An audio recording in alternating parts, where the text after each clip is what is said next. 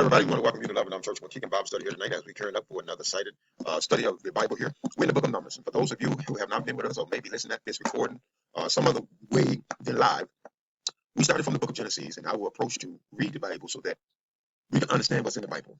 For my understanding, there's so many people who have heard scriptures and preaching and teaching, but never had the privilege to have someone to go through the whole Bible with them so that they can have an understanding of exactly what God is saying, what God is doing, and how all that works. So tonight we're going to take a good look at Numbers, and we have went through the Bible, like I say, with all the previous verses, chapters, and books before Numbers to get us to this point. It's our belief that we can have a clear understanding about this here and about God, and then we can go forward. So without further ado, let's get into it tonight, and let's see what God has in store for us with Numbers. Numbers 5, okay? We're on 5 and 6 tonight. And the Lord spoke unto Moses, saying, command the children of Israel to put, that they put out the camp every leper. Oh, look at that. And every one that hath and what issue, and whosoever is defiled by the what dead. Now, okay, say folk. God is putting all these sick folk, all these issues, and all these people, he put them outside of his domain, outside of the church. He don't care what they are. Both male and female shall be put out. Without the what camp shall ye put them. He said, put them out of the camp now. They are defiled. I'm sorry, that they defiled not the what camp in the mix wherefore I would dwell. In other words, now, you see how God dealing with them. Leprosy was a disease that would quickly spread and all that. And you see Jesus, they want to be around all the sickness and all this other kind of stuff. So they had to be put out. Not only just leprosy, but anybody that had what issue here, any issues here. And the children of Israel did so and put them out without the camp. And the Lord spoke unto Moses, so did the children, as the Lord spoke unto Moses, so did the children of Israel.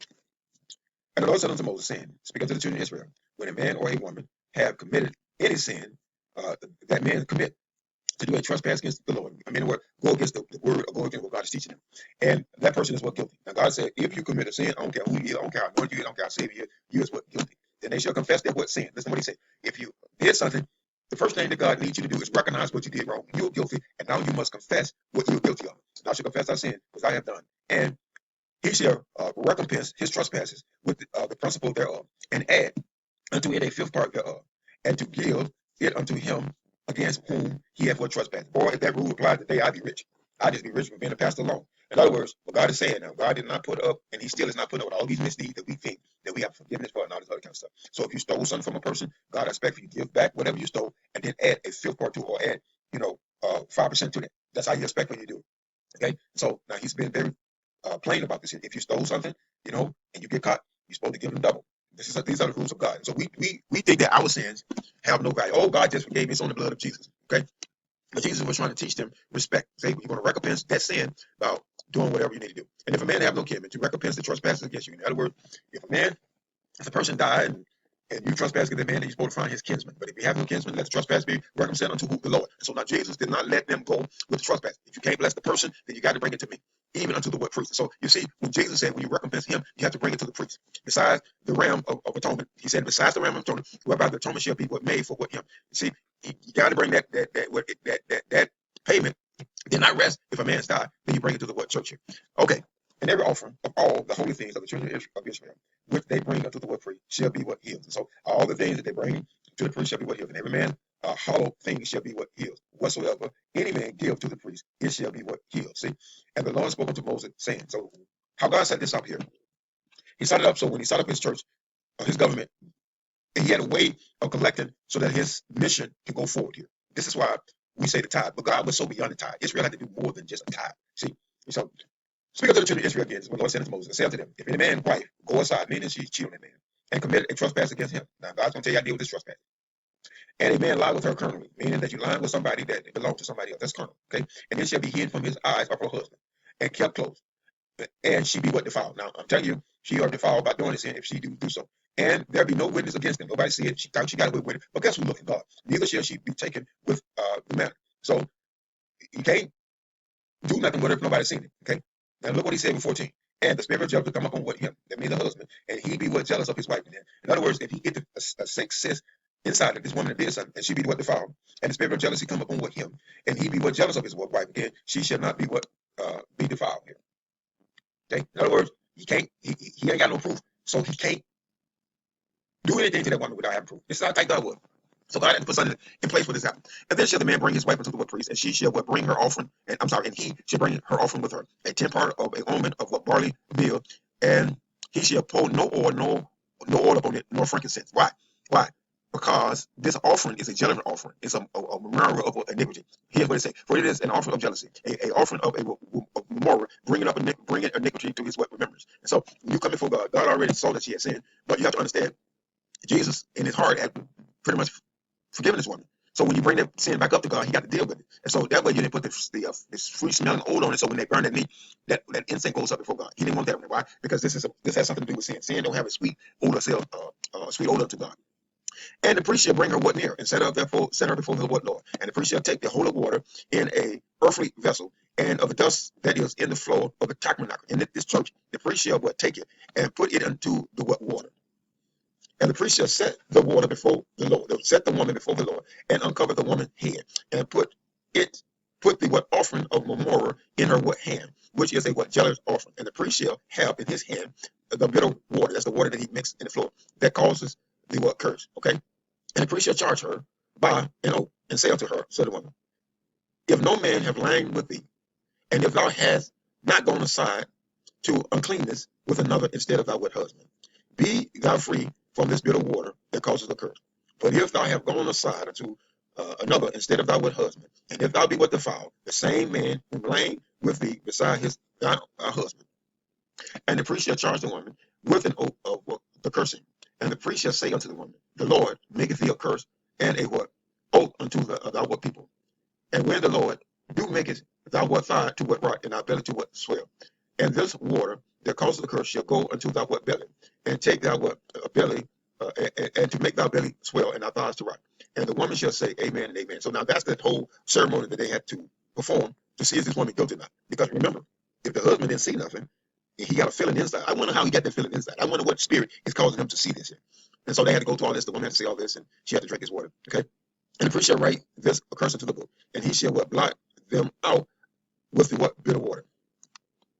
And he shall cause the woman to drink the bitter water that causes the what curse. And the water shall what cause the water that causes the curse shall enter into what her, and then what bitter. Then the priest shall take the jealous offerings out of her what hand, and shall wave it before the what Lord, and offer it unto the altar. And the priest shall take a handful of the offering, even a memorial thereof, and burn it unto the what altar. And afterward shall cause the woman to drink the what water. Okay, so now he goes through this whole ritual. He tells the woman what need to happen, make her swear, on this thing, and now he's getting ready to make her drink the water. So he made the offering, he took a piece of the meat or whatever, the meal or whatever, and he threw it on the fire to burn it. And now they finna get ready to conclude it. And when he has made her what drink the water, then shall it come to pass that if she be what defiled, and have done the trespass against her what husband, then the water that caused the curse shall enter into her and become bitter, and her belly shall swell, and her thigh shall what rot, and the woman shall be a curse among the what peoples. And if the woman be not defiled and be clean, then shall she be what free, and shall conceive seed. In other words, now, back then, if you cheat on your husband and he brought you before the priest, you would be, when you got done drinking that water of that curse, you would literally be dying. It would almost have to have some type of crazy cancer or something, and you won't be able to bear seed. Okay. But if you wasn't defiled, if you was right and your husband just was a jealous person and and you innocent, so if you be clean, then you can go on with your life. This is the law of jealousy. When a wife go aside to another instead of her husband, and is what defiled. Now we had those laws today. You'd be surprised how many rotten swell bellies be around here, man. But I'm just saying, God had a way of dealing with all iniquity. You didn't get away with it. There was always a way so that you can know what you're feeling inside was right and what wrong. 31. Let's finish up Numbers 5. And when the spirit of jealousy come up on him, and he be jealous of his wife, and set the woman before the what Lord, and the priest shall execute unto her all this what law. Then shall the man be guiltless from iniquity, and this woman shall bear her what iniquity. In other words, why is he guiltless from it? Because he had found her to be either innocent or he had found her to be guilty.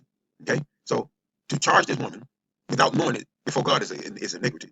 To charge a person by doing something without having proof, it's kind of a start of a what sin. But we have a sixth sense when somebody is doing something to us, and I believe the spirit, have a way of bringing that to pass. Now, I'm telling you, in relationship, things are hard, but God did not want us to be doing all this. It was never God's intention for a person to be going aside. We need to be strong enough people to know how to weather the storm in a relationship and understand that you don't have to be perfect. The man don't have to be perfect if you're not perfect. The same thing, vice versa, a woman to a man. But I just want to show you how God dealt with that when it came to a woman. Well, somebody asked about the man. He didn't say nothing about the man. He was more concerned about the woman because the woman is the one that carries the seed that a man's bear. And maybe it's one side and maybe it's not. It's depending on how you feel about it. But I trust God in all his ways. I believe that God made us different for a reason. And he values us different because of those differences that he made us.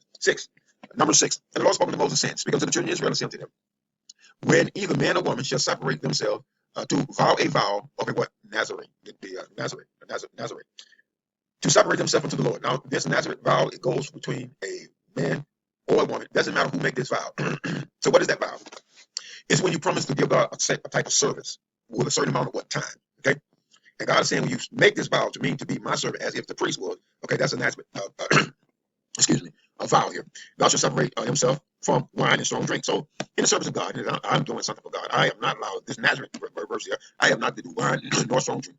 I shall drink any, what's that, vinegar of the what vine or vinegar of what drink.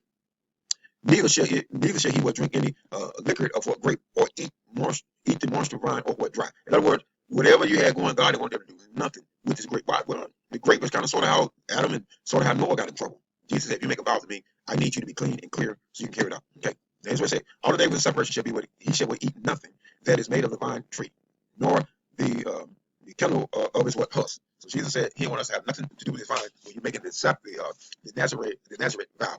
In all the days of the vows of his separation shall no razor come upon his head until the day be the day be fulfilled.